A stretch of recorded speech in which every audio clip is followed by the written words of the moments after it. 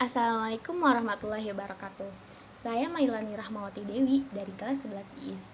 Di sini saya akan menjelaskan tentang perang melawan hegemoni dan keserakahan kongsi dagang.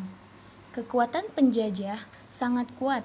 Akibatnya, ia merendahkan martabat bangsa dan membuat penderitaan rakyat. Tidak heran, secara sporadis muncul berbagai perlawanan hampir di seluruh penjuru Nusantara sebagai berikut. 1. Perlawanan terhadap Portugis. Bangsa Portugis yang bertindak kasar dan melakukan monopoli perdagangan secara sepihak mendapat perlawanan dari kerajaan di Nusantara karena dia telah mengganggu perdagangan stabilitas wilayah. Hal itu seperti yang dilakukan kerajaan-kerajaan sebagai berikut. A. Perlawanan Kerajaan Demak.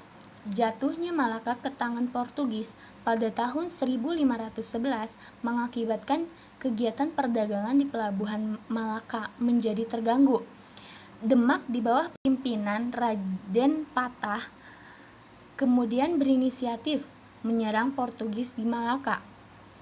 Serangan kerajaan Demak terhadap kedudukan Portugis di Malaka terjadi pada tahun 1512 dan 1513. Penyerangan tersebut di bawah pimpinan Adipati Unus yang memimpin sebuah pasukan yang terdiri atas 100 kapal laut dan lebih dari 10.000 prajurit. B. Perlawanan Kerajaan Aceh. Banyak pedagang Asia yang menghindari kota Malaka karena monopoli dan upaya penyebaran agama Kristen Katolik oleh Portugis. Akibatnya, peranan Malaka sebagai pelabuhan transit semakin merosot. Sebaliknya, di beberapa daerah, terutama yang di jalur perdagangan baru, tumbuh dan berkembang kota-kota dagang baru yang beberapa di antaranya berkembang menjadi pusat kekuatan politik baru di wilayah tersebut. C. Perlawanan Kerajaan Ternate. Portugis datang ke Ternate pada tahun 1512 dan melakukan persekutuan dengan imbalan monopoli rempah-rempah. Akibat dari monopoli itu tersebut menyebabkan rakyat Ternate itu menjadi menderita. Mereka akhirnya melawan pada tahun 1533. Rakyat Ternate di bawah pimpinan Dajalo berhasil membakar benteng Portugis. Mereka meraih kemajuan yang sangat besar, tetapi kemungkinan berbalik terdesak setelah Portugis mendatangkan pasukannya dari Maluku. 2. Ada perlawanan terhadap VOC. Keberadaan VOC juga mendapat perlawanan dari raja-raja dari kerajaan-kerajaan di Nusantara. Yang pertama, 1. Sultan Agung Hanyakarakusuma, Raja Mataram. Sultan Agung memiliki cita-cita mempersatukan seluruh Jawa di bawah kendali Mataram dan mengusir VOC dari Jawa. Kemudian Sultan Agung pun berketetapan untuk mengusir VOC dari Batavia dengan cara serangan yang besar-besar terhadap Batavia dilancarkan 2 kali.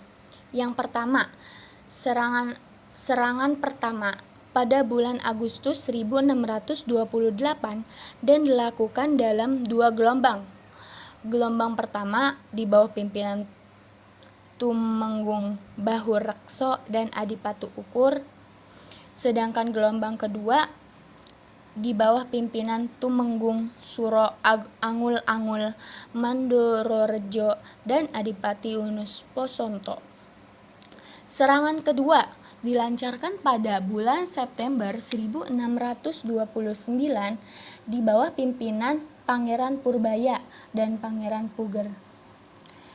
Serangan kedua ini mengalami kegagalan. Kegagalan tersebut disebabkan karena datang musim penghujan sehingga taktik untuk membendung Sungai Ciliwung agar Batavia kekeringan gagal.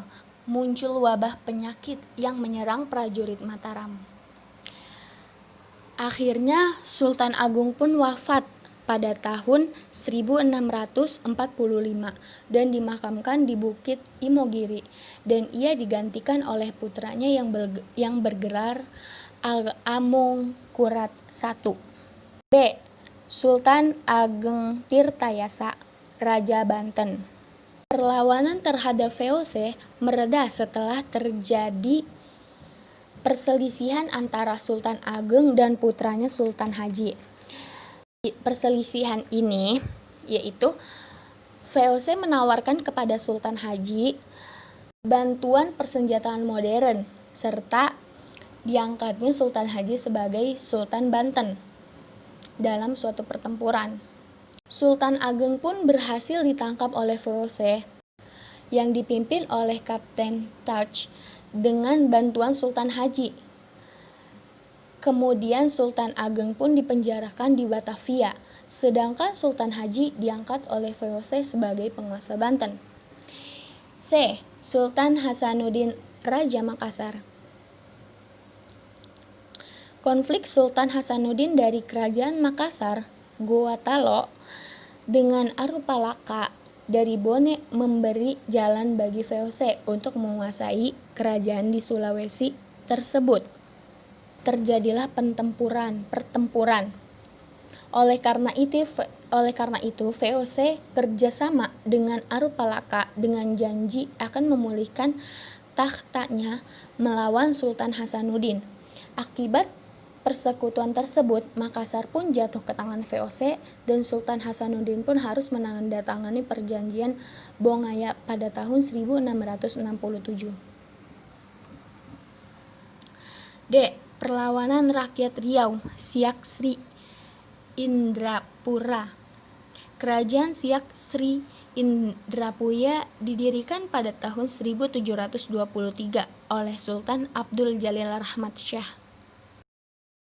Pada tahun 1784, kerajaan Siak ini mengalami masa kejayaan. Hampir semua daerah Sumatera bagian timur dapat dikuasainya, yang dipimpin oleh Sultan Sayyid Ali Abdul Jalil Saifuddin. Namun, pada tahun 1858, akhirnya terjadi kesepakatan antara Siak dan Belanda. Kedua belah pihak itu menandatangani Traktat Siak. Isi dari Traktat Siak itu adalah otonomi kerajaan Siak tetap diakui Belanda. Namun, beberapa daerah milik Siak harus diserahkan kepada Belanda. Akibat dari Traktat Siak itu, Siak pun mengalami kemunduran yang sangat drastis. Sekian dari saya, kurang lebihnya mohon maaf dan semoga bisa membantu kalian. Wassalamualaikum warahmatullahi wabarakatuh.